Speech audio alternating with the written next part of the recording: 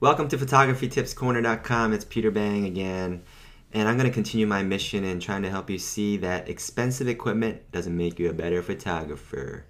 So, along with the 50mm lens that I recommended on my previous video, today I want to recommend to you 35mm prime lenses. There's one for Canon and one for Nikon, and this is the Canon version. Canon 35mm 2.0 and a Nikon version 35mm 1.8. I got a chance to play around with it this past weekend and I was thoroughly happy with it. It produced some great images and I highly recommend to you.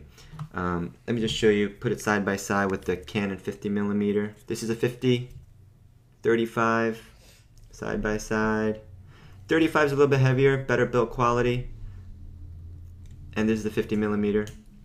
And if you want to compare both lenses, one of the complaints that I hear are, especially if you take a lot of photos indoors and you're in a tight space, 50mm is hard to get a wide shot, even if you've moved as far as you can. So if that's going to be a problem, or potentially going to be a problem, I recommend to you the 35mm. You'll get a wider shot with whatever camera you're using. And otherwise, I highly recommend it. I just want to let you know that both with the 35 and the 50mm, it doesn't have the Canon USM label, which produces a quieter focusing sound. It doesn't have that, so as you're focusing, it makes this robotic sound, and I'll try to help you listen, or help you hear.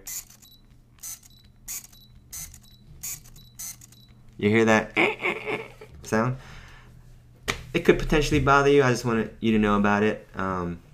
Bothers me a little bit, but you know, compared to the images that it produces, I could live with that. So I highly recommend to you the Canon 35mm 2.0.